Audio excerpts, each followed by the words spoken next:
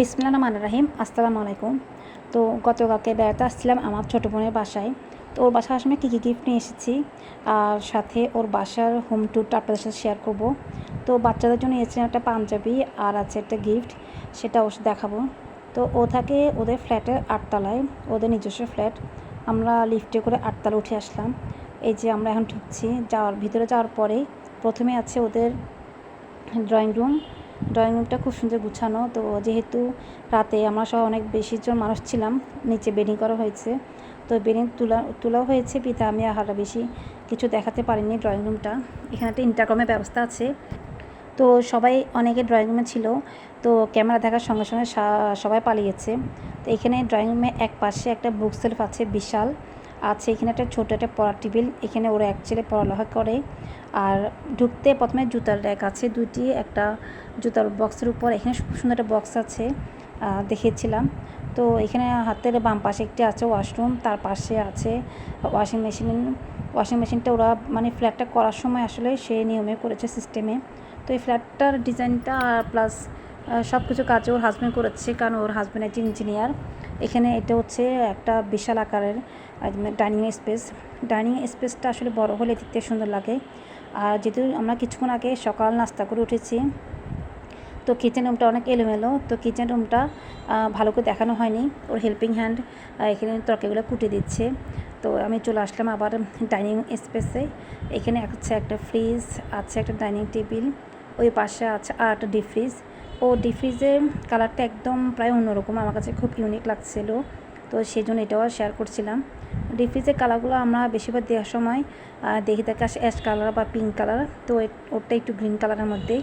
তো শোকেসের মধ্যে একটা খুব সুন্দর একটা আতর, ওরা কিছু না আগে হজ করে আসছিলো, আপনার সাথে শেয়ার করেছিলাম, ওখান থেকে নিয়ে এসছে।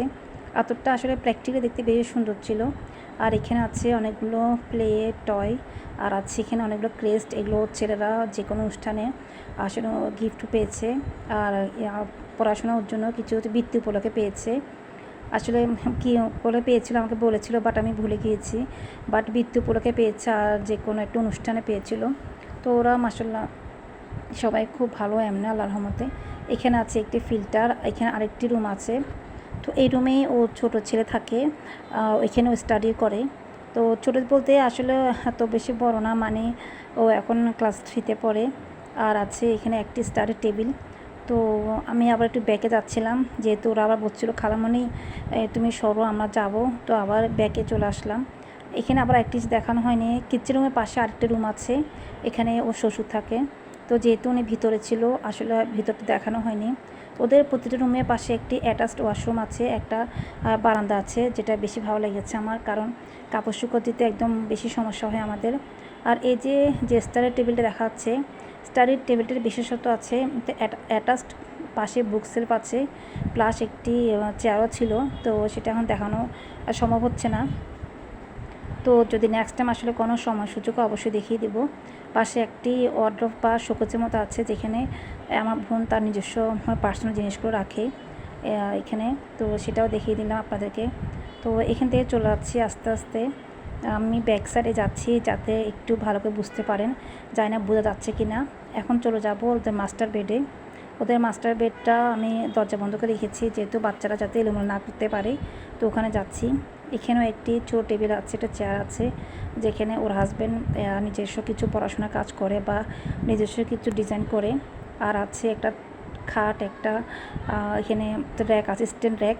আর এখানে আরেকটা খুব সুন্দর বা খুব বিশেষত্ব আছে, সেটা হচ্ছে খুব চিকন একটা কিউট একটা ড্রেসিং টেবিল। এই ড্রেসিং টেবিল আসলে যে কোনো জায়গায় খুব সুন্দর করে একদম সাজিয়ে গুছানো রাখা যায়, দেখতে বোঝা যাচ্ছে। ওদের মাস্টার বেডও একটি ওয়াশরুম আছে, আগে বলছিলাম ওদের রুমের পাশে একটি ওয়াশরুম আর একটা ব্যালকনি আছে, এই যে একটা ব্যালকনি বা বারান্দা।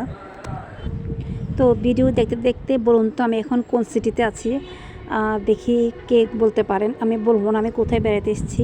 তো যাই হোক, সবার কাছে কেমন লাগছে। আর বাইরে একটা খুব সুন্দর মসজিদ আছে। তো মসজিদে মেম্বার বলে নাকি গম্বুজ, ঠিক আমি বলতে পারছি না। এটাও খুব সুন্দর, মানে অনেক বড়। তো এটাও একটু ভিডিও করে নিয়েছি। আর তার পাশে অট্টালিকা, তো মানে কখনো মাশাআল্লাহ আমাদের বাংলাদেশটা খুব সুন্দর দেখতে বোঝা যাচ্ছে। তো সবার কাছে কেমন লেগেছে অবশ্যই কমেন্টস করবেন। আর এখানে যারা এতক্ষণ আমার সাথে ছিলেন অবশ্যই একটু সাবস্ক্রাইব করবেন, লাইক অ্যান্ড শেয়ার করবেন।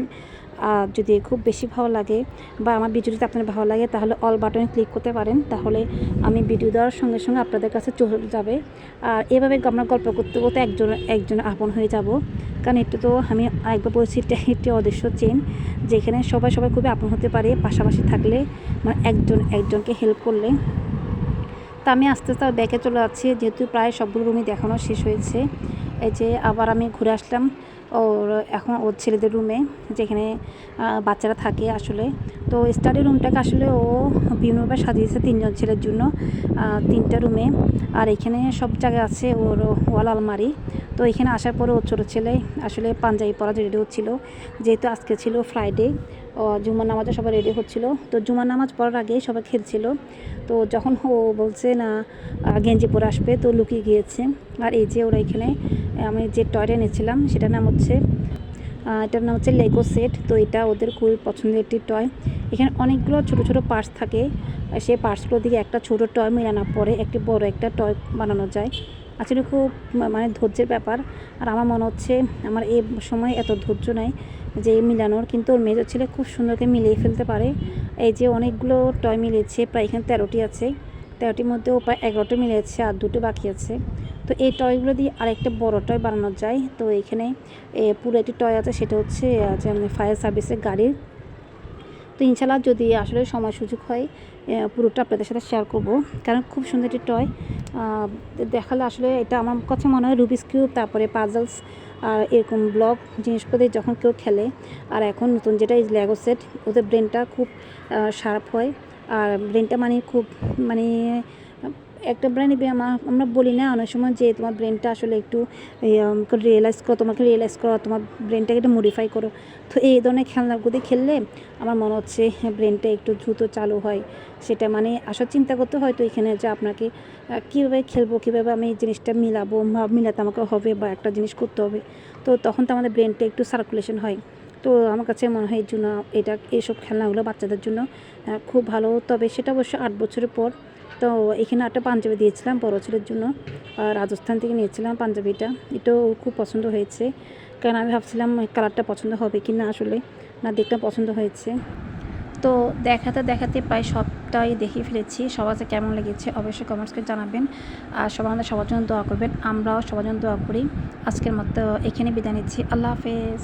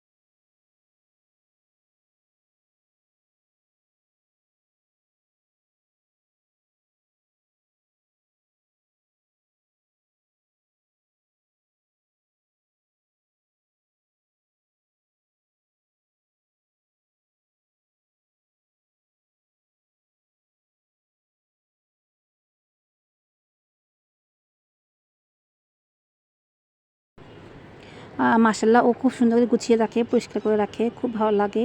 তো সবার কাছে কেমন লাগছে অবশ্যই কমেন্টস করে বলবেন। সবাই ভালো থাকবেন, আমাদের সবার জন্য দোয়া করবেন। আমি সবার জন্য দোয়া করি। আজকের মতো বিদায় নিচ্ছি। আল্লাহ হাফেজ।